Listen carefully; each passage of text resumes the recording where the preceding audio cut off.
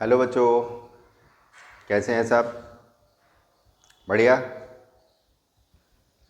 चलिए, आज हम एक नया लेक्चर लेकर आए हैं इलेक्ट्रिक चार्जेस एंड फील्ड का, जो कि होगा लेक्चर नंबर 11, और जिसमें हम पढ़ेंगे फ्लक्स एंड गॉस थ्योरम।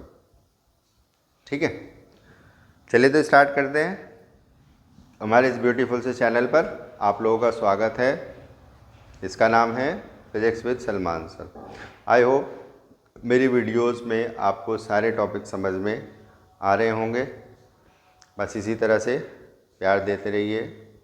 कुछ बच्चों का मैसेज भी आया है कि सर एक क्वेश्चन की यानी न्यूमेरिकल क्वेश्चंस की वीडियोस भी बनाइए, तो वो भी हम बनाएंगे लास्ट में। पहले इस चैप्टर के सारे टॉपिक हम कवर करा देते हैं। बस ज़्यादा नहीं बचा है, सिर्फ 2 टॉपिक बचे हैं, एक फ्लक्स और एक गॉस थ्योरम और उसके एप्लीकेशंस। ठीक है, चलिए तो स्टार्ट करते हैं। सबसे पहले हम पढ़ेंगे इलेक्ट्रिक फ्लक्स। इलेक्ट्रिक फ्लक्स, देखो इलेक्ट्रिक फ्लक्स में सबसे पहले आपको ये समझना ज़रूरी है एरिया वेक्टर। यहाँ पर एक टर्म यूज होगा एरिया वेक्टर। अब एरिया वेक्टर से क्या मीनिंग समझ में आता है कि एरिया जो है वो एक वेक्टर क्वांटिटी होती है, स्केलर क्वांटिटी नहीं होती, जिसकी डायरेक्शन क्या होगी, परपेंडिकुलर टू द सरफेस। यानी जिस सरफेस का भी हम एरिया ले रहे हैं उस सरफेस का एरिया ऑलवेज क्या होगा, परपेंडिकुलर होगा सरफेस के। अब वो चाहे इनवर्ड हो या आउटवर्ड हो, बट होगा कैसा, परपेंडिकुलर। देखो कैसे होता है ये परपेंडिकुलर, उसको समझ लें कि एरिया को हम वेक्टर क्वांटिटी क्यों कह रहे हैं। देखो मान लीजिए ये एक्स एक्सिस और वाई एक्सिस, यहाँ पर हमने एक स्क्वायर लिया जिसकी साइड ए है, जिसकी साइड क्या है, ए, ओ ए बी सी, ये हमने क्या लिया, स्क्वायर लिया। तो देखो हम इसका अगर एरिया फाइंड करें, एरिया वेक्टर फॉर्म में, तो वेक्टर फॉर्म में एरिया क्या होगा, O A into A B. O A into मतलब, इंटू से मतलब है यहाँ पर cross product, O A cross A B, O A cross A B. अब O A cross A B, इसका फॉर्मूला क्या होता है क्रॉस प्रोडक्ट का, क्रॉस प्रोडक्ट के फॉर्मूले के अकॉर्डिंग लो क्या होगा, ये ओ A magnitude of O A magnitude of A B into sine theta, ये फार्मूला होता है A B sine theta. O A कितना है, ए, भाई ओ ए का मैग्नीट्यूड कितना है, ए, और ए बी का मैग्नीट्यूड कितना है, ये ए बी, और साइन थीटा, थीटा एंगल कितना है, 90 डिग्री। भाई इन दोनों साइड के बिटवीन कितना एंगल है, 90 डिग्री का एंगल है। तो कितना हो जाएगा ये, ए स्क्वायर।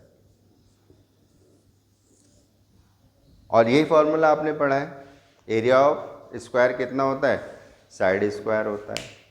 तो कहने का मतलब ये है कि ये जो एरिया वेक्टर होता है, एरिया जो है क्या है, एक वेक्टर क्वांटिटी है।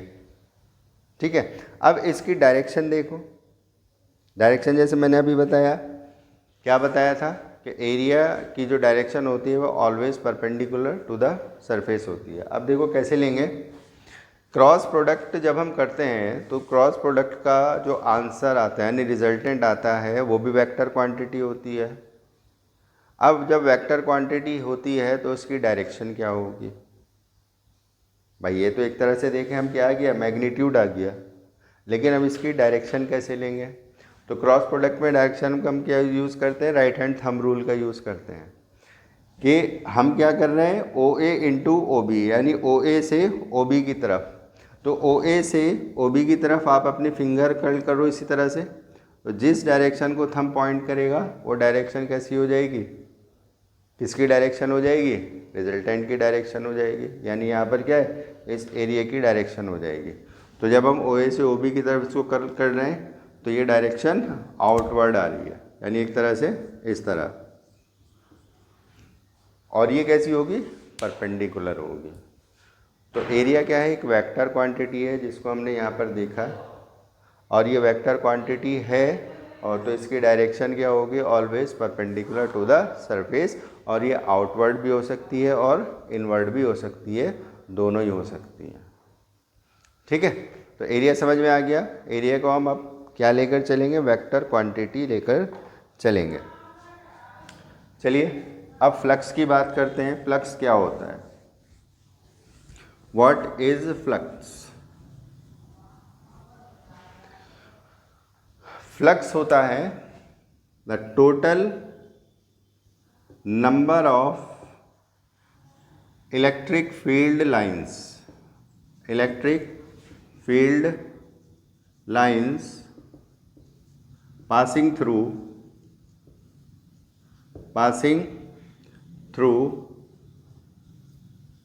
the surface perpendicularly,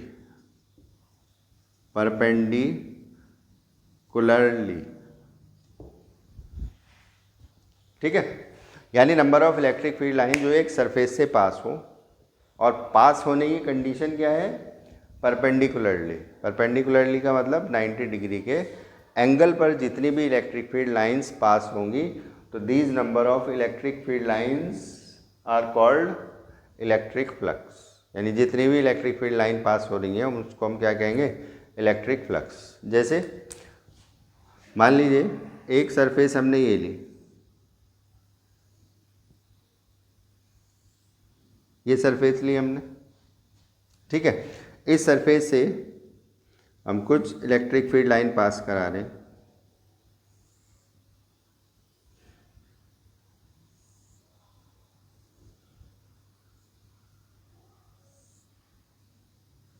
ये इलेक्ट्रिक फील्ड लाइंस पास हो रही हैं।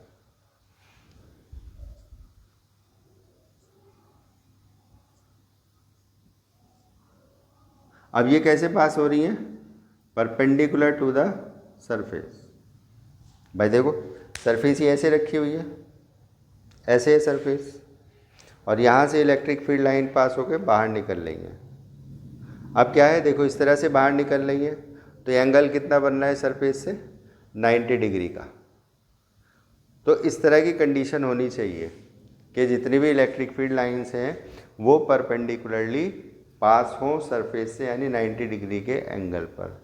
तो these number of electric field lines is called electric flux. Flux को फाई से डिनोट करते हैं। अब देखो यहाँ से मैंने 4 लाइंस पास कराई हैं, तो इसका इलेक्ट्रिक फ्लक्स कितना हो जाएगा, 5, ठीक है।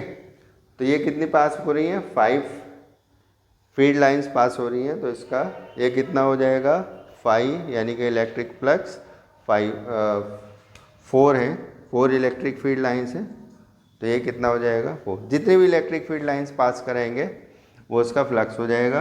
जैसे एक एग्जांपल और लेते हैं, ये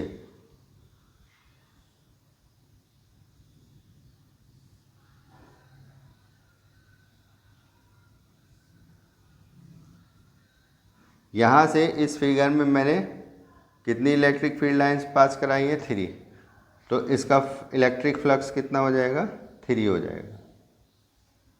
लेकिन ये ध्यान रखिएगा कंडीशन क्या है, परपेंडिकुलरली, ठीक है।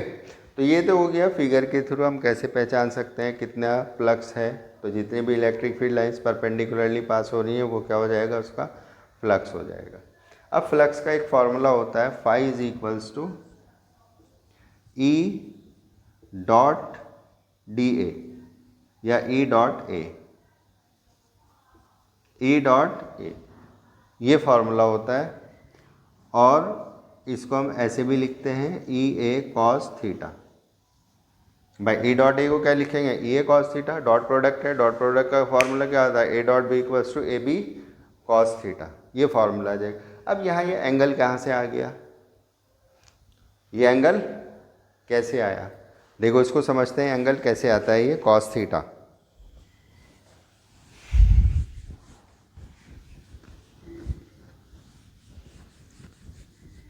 देखो ऑलवेज ये ज़रूरी नहीं है, ऑलवेज ये ज़रूरी नहीं है कि इलेक्ट्रिक फील्ड लाइन जो है वो परपेंडिकुलरली पास हो। देखो जैसे एक सरफेस मैंने ये बनाई,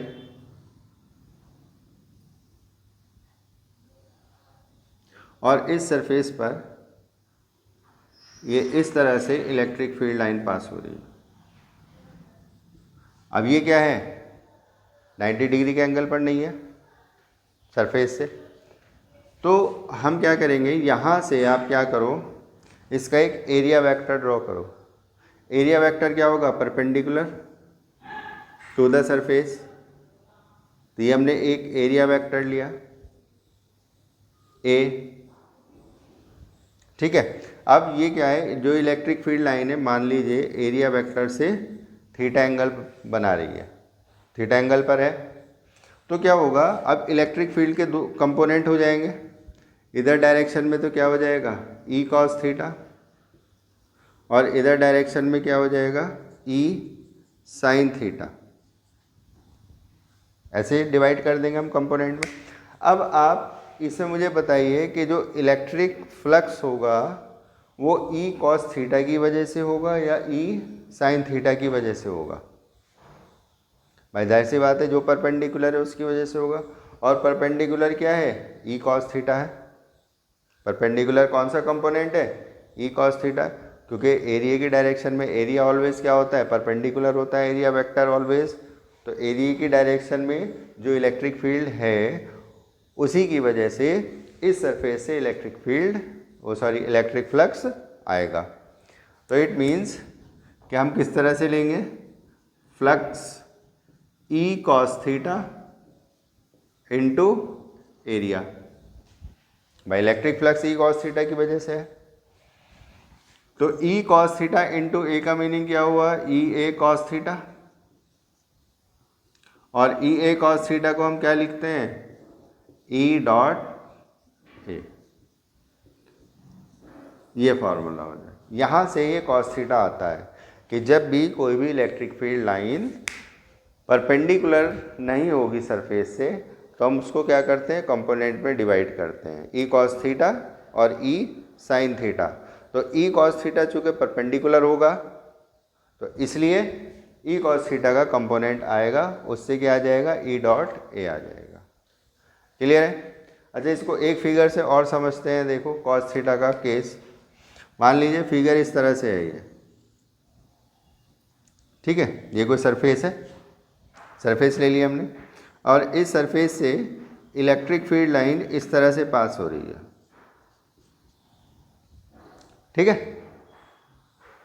अब परपेंडिकुलर नहीं है तो हम क्या करेंगे, एरिया वेक्टर ड्रॉ करो। एरिया वेक्टर क्या होता है, always perpendicular to the surface, तो सरफेस के परपेंडिकुलर ये एरिया वेक्टर हो गया। और मान लीजिए इलेक्ट्रिक फील्ड लाइन ये थीटा एंगल पर है एरिया वेक्टर से, तो इसको कंपोनेंट में हम डिवाइड करेंगे। इधर क्या आ जाएगा, ई कॉस थीटा, और इधर आ जाएगा ई साइन थीटा, ठीक है। अब किस इलेक्ट्रिक फील्ड के किस कंपोनेंट की वजह से इसके अंदर इलेक्ट्रिक फ्लक्स आएगा, तो वो कौन सा कंपोनेंट होगा, ई कॉस थीटा, क्योंकि यही 90 डिग्री के एंगल पर है। ई साइन थीटा जो है क्या है, सरफेस के पैरेलल हो जाएगा ये तो, और पैरेलल जब होगा तो कोई भी इलेक्ट्रिक फील्ड लाइन पास नहीं होगी। तो यहाँ पर फाई इज इक्वल्स टू क्या हो जाएगा, ई कॉस थीटा इंटू एरिया, यानी ई ए कॉस थीटा, और ई ए कॉस थीटा का मतलब ई डॉट ए फाई, ठीक है। आई थिंक ये समझ में आ गया होगा कि ई ए कॉस थीटा किस तरह से आता है।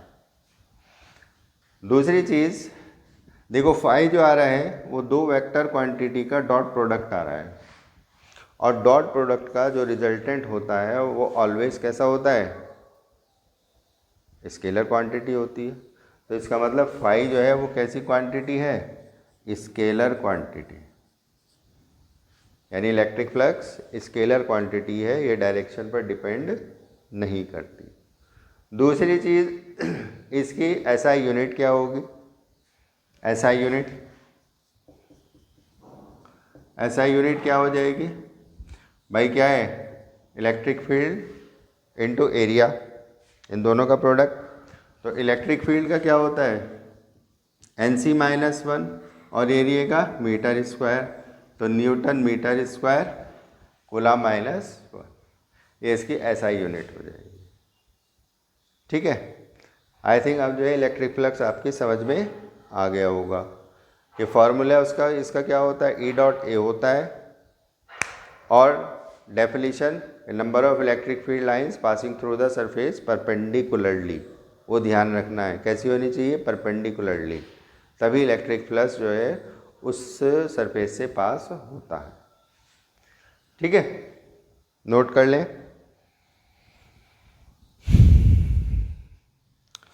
हो गया, चलिए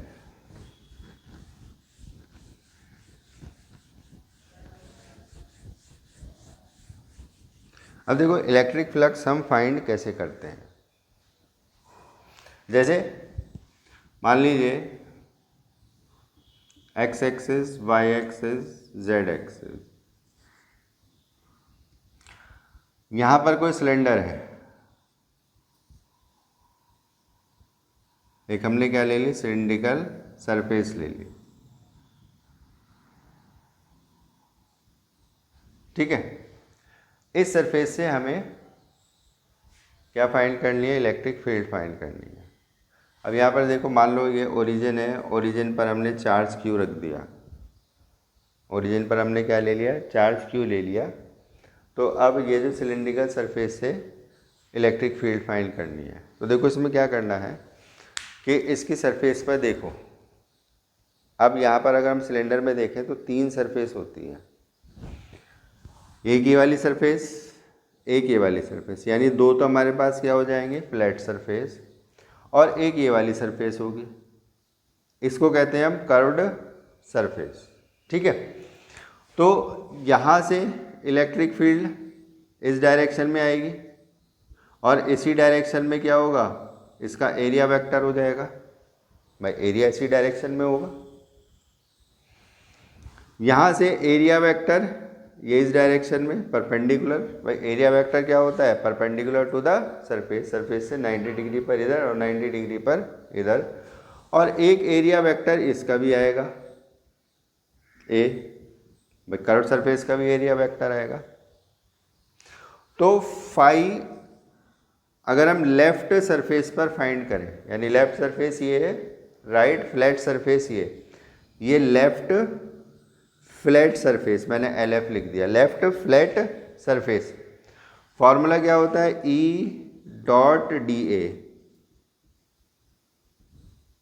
E.DA का मतलब EDA cos थीटा, E.A लिख लो, E.A, EDA cos थीटा या EA cos theta.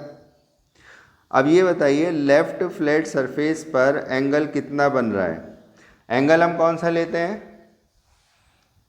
Area vector और इलेक्ट्रिक फील्ड के बिटवीन ये एंगल होता है।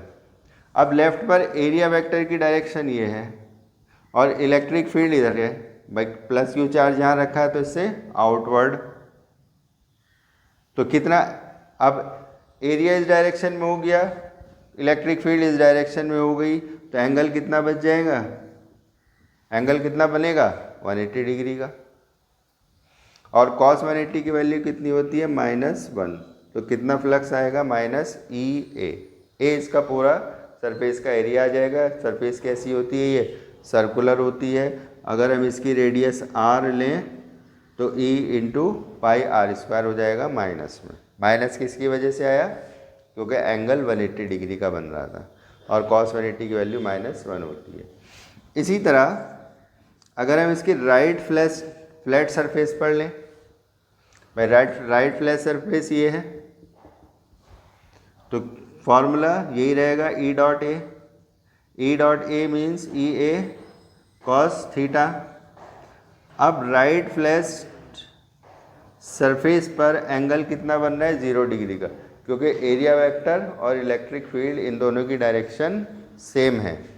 तो एंगल कितना है 0 डिग्री का, इस केस में आ जाएगा ई ए का मतलब ई पाई आर स्क्वायर, ये पॉजिटिव आया क्योंकि दोनों सेम डायरेक्शन में आ रहे थे तो इसलिए पॉजिटिव आ गया। अच्छा, ऐसे इसकी अगर कर्व सरफेस की बात करते हैं,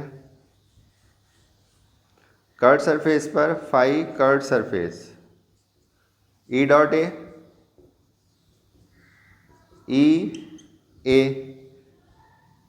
कॉस थीटा।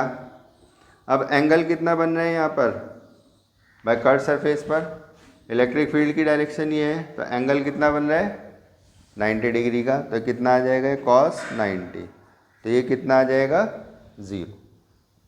तो कर्व सरफेस पर कितना होगा 0 होगा। तो इस तरह से हम इलेक्ट्रिक फ्लक्स फाइंड कर सकते हैं किसी भी सरफेस के लिए। सरफेस किसी भी तरह दे दी, जैसे मैंने यहाँ एक एग्जांपल क्या ले लिया था, सिलेंडर का ले लिया था, आप क्यूब लेकर कर सकते हैं, क्यूबॉइड लेकर कर सकते हैं, कुछ भी लेकर इसको इलेक्ट्रिक फ्लक्स को फाइंड आउट किया जा सकता है। ठीक है, तो आई थिंक इलेक्ट्रिक फ्लक्स अब और ज़्यादा समझ में आ गया होगा। इसकी जो एक एग्जांपल मैंने आपको समझाया है, इसकी वजह से इलेक्ट्रिक फ्लक्स हम कैसे फाइंड करते हैं, नोट कीजिए। कर लिया, चलिए।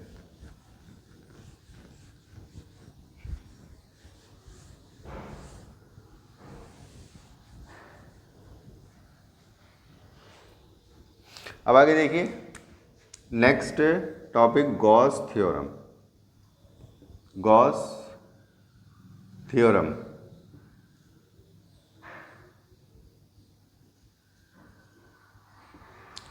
गॉस थ्योरम क्या होती है? देखो, गॉस थ्योरम भी है जो है वो फ्लक्स से रिलेटेड है। क्या है Gauss theorem? It states that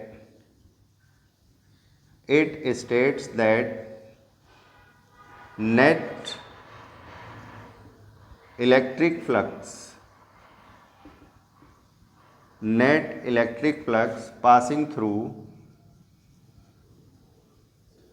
passing through a closed surface is 1/epsilon naught times the net charge